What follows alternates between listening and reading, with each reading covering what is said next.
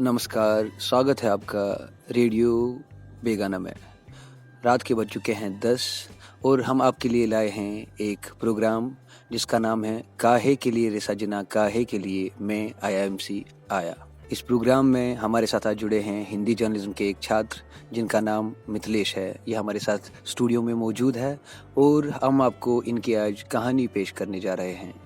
हर किसी की कोई ना कोई कहानी होती है और ये ज़िंदगी भी कहानी ही है, किसी की खुशनुमा और किसी की दुखदायक। तो आपकी बात कराते हैं हम मिथिलेश जी से। तो मिथिलेश जी, स्वागत है आपका हमारे प्रोग्राम में। नमस्कार, मेरा नाम मिथिलेश है और मैं रहने वाला उत्तर प्रदेश राज्य के वाराणसी ज़िले का हूँ। मैं किसी सीमांत किसान परिवार से आता हूँ और मेरे घर में 2 मेरे छोटे भाई और 2 बहन और मेरे माता पिता हैं। मेरे घर की इनकम बहुत ज़्यादा तो नहीं कह सकते, जो एक सीमांत किसान परिवार की होती है वही औसत मेरे घर की भी इनकम है। और मैं अपनी शिक्षा जो है अपने गांव के प्राइमरी विद्यालय जो सरकारी होते हैं गवर्नमेंट, वहां से शुरू किया। प्रारंभिक शिक्षा स्कूलिंग भी अपने गवर्नमेंट स्कूल से ही किया, यूपी बोर्ड की। उसके बाद ग्रेजुएशन के लिए मुझे मौका मिला बनारस हिंदू यूनिवर्सिटी में, जहां मैंने बीएससी की पढ़ाई की और बीच में ही छोड़ना पड़ा कुछ कारणों की वजह से। फिर बाद में कुछ दिनों बाद मैं चला गया central university of Gujarat Gandhinagar. वहाँ से मैंने bachelor of vocation in rational approach to drug design में अपना बैचलर कंप्लीट किया जनवरी 2020 में। उसके पहले ही उसी दौरान वहाँ पर जो सोशल साइंस बैकग्राउंड के लोग थे, चाहे वो रिसर्चर हों या मास्टर्स की पढ़ाई कर रहे हों, उनके बीच में बैठता रहता था। तो जो सामाजिक मुद्दे रहते थे उन पे डिबेट उनके सुनता था। मुझे ऐसा फील हो रहा था कि जो मीडिया है वो हम तक जो खबरें परोसती है उसकी क्वालिटी बहुत बिगड़ गई है, जिसकी वजह से मेरा पत्रकारिता की तरफ रुझान बढ़ गया। अच्छा, हम आपसे एक सवाल पूछना चाहेंगे कि जो आपने इधर हमारे आईएमसी में फ़ीस भरी, आपको कितना फ़ीस भरना पड़ा और आपको कोई दुविधा मत हुई वो फ़ीस जुगाड़ने के लिए? जैसे कि आपने कहा कि आप एक किसान परिवार से आते हैं, तो इसके बारे में हमें बताइए। जब हमारा पत्रकारिता की तरफ रुझान बढ़ा तो उस समय मुझे ठीक से याद नहीं है, लेकिन लग रहा है कि 2018 या 19 में राज्यसभा टीवी ने एक डॉक्यूमेंट्री इस संस्थान के बारे में पेश की थी। वो भी मुझे कहीं से मिला, मैंने इसके बारे में पता किया। बहुत बड़े बड़े पत्रकार यहाँ से निकले हैं जिन्होंने बहुत नाम कमाया है।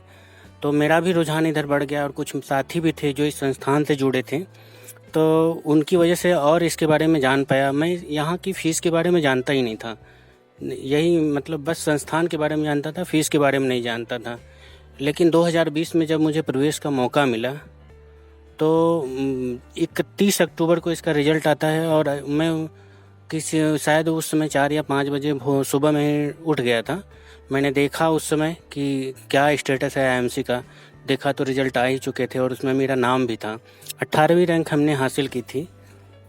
तो फिर उसके बाद 31 अक्टूबर को ही मैं उसके प्रोस्पेक्टस को ध्यान से देखता हूँ तो उसमें पता चलता है कि उसकी फ़ीस 52,000 फर्स्ट सेमेस्टर और 43,500 सेकेंड सेमेस्टर की है। उसको लेकर मेरे मन में चिंता हुई। मैंने सोशल मीडिया पर उसको लिखा कि मतलब मुझे ये खुशी है कि मैंने जेएनयू के न्यू कैंपस जेएनयू के आईएमसी में 18वीं रैंक हासिल कर चुका हूँ हिंदी पत्रकारिता के लिए। लेकिन मैं वहाँ पढ़ने के लिए सोच तो रहा हूँ, लेकिन इसको पूरा नहीं कर पाऊँगा क्योंकि उसकी इतनी भारी भरकम फ़ीस है और वहाँ दिल्ली में रहना और वहाँ खाना पीना इन सबों का खर्च, मतलब घर वाले तो वैसे ही परेशान हो जाएंगे। तो यहाँ पर प्रवेश लेने की जो तारीख वो अंतिम थी वो 6 नवंबर थी और उसी दौरान मतलब 3 नवंबर को मेरा एक फ्रेंड जो है, जो मेरे साथ बीएचयू में पढ़ा हुआ था, वो मुझे फ़ोन करता है, बोलता है कि क्या तुझे पत्रकारिता करना है? अगर तेरा मन है तो तू कर, फ़ीस जितनी भी है मैं उसको पेमेंट करूँगा, तो निश्चिंत होकर जा वहाँ पढ़। तो उसने मेरे को तुरंत उस समय कुछ पैसे तुरंत भेजे जितनी इसकी फ़ीस थी और मैं 4 तारीख को यहाँ का फ़ीस जमा करके मतलब मैं काफ़ी खुश हुआ कि मैं प्रवेश ले चुका हूँ। अब ये उम्मीदें थी कि मतलब कुछ अच्छा कर पाऊँगा पत्रकारिता जगत में। और वो दिन भी आया जब यहाँ की क्लासेस स्टार्ट होने वाली थी। 16 नवंबर से स्टार्ट हुई तो शुरू में लगा कि ठीक है, अच्छा है, कम से कम सीख तो रहे हैं, लेकिन बाद में इतनी दिक्कतें आने लगी, कभी नेटवर्क का इशू होता था, कई तो यहाँ पर हम आपको टोकना चाहेंगे। तो आप हमें ये बताइए कि जब आपने यहाँ पे जॉइन किया और आपकी क्लासेस हुई, तो आपने क्या सोचा था और क्या हुआ, और इस सब से आप पे क्या असर पड़ा? जो आप सपना लेके, ख्वाब लेके आए थे यहाँ पे, तो वो सपना, वो ख्वाब साकार होता हुआ आपको नज़र आ रहा है या नहीं? ज़रूर। इसके बारे में ये कहना चाहूँगा कि जब उस दौर में जब मैंने प्रवेश लिया तो पैंडेमिक चल ही रहा था। तो प्रॉस्पेक्टस में यहाँ इस संस्थान ने भी मतलब मेंशन कर रखा था कि फर्स्ट सेमेस्टर वो आपकी ऑनलाइन ही होगी, और सेकंड सेमेस्टर में जैसे कोविड की सिचुएशन रही और गवर्नमेंट ने जो डिसाइड किया वही होगा। लेकिन एक पहले सेमेस्टर को कंप्लीट करते करते इतना स्ट्रेस होता था बॉडी में कि लगता था कि मैंने गलत निर्णय लिया। मैं जो कर रहा हूँ वो उस सेटिस्फैक्टरी रिस्पॉन्स अपने को नहीं दे रहा है।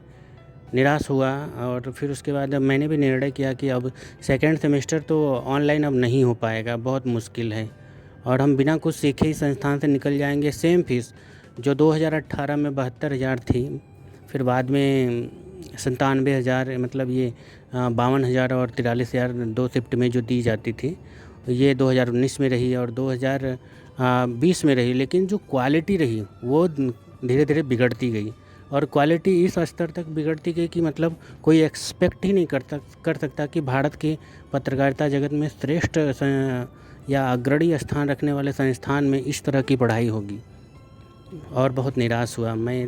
मतलब क्या ही कहूँ इसके बारे में। तो अब आगे का आपका क्या इरादा है, क्या प्लान है आपका आगे इसको लेके, कि क्या आप ये जो आपने जो वादा जो आपके साथ किया गया था वो पूरा नहीं हुआ, तो इसके बावजूद आपके इरादे कैसे हैं?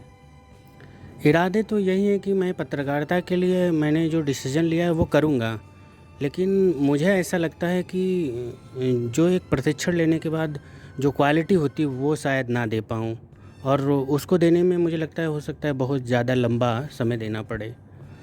जी, शुक्रिया आप हमारे स्टूडियो में आए और आपने हमसे बात की। तो साथियों, ये थे हमारे मिथिलेश जी, जो आईआईएमसी के हिंदी पत्रकारिता के छात्र हैं। वो कहानी दुखदायक थी या खुशनुमा थी वो आपका निर्णय रहेगा, लेकिन कहानी थी। तो साथियों, अभी आपसे इजाज़त लेने का वक्त हो गया है।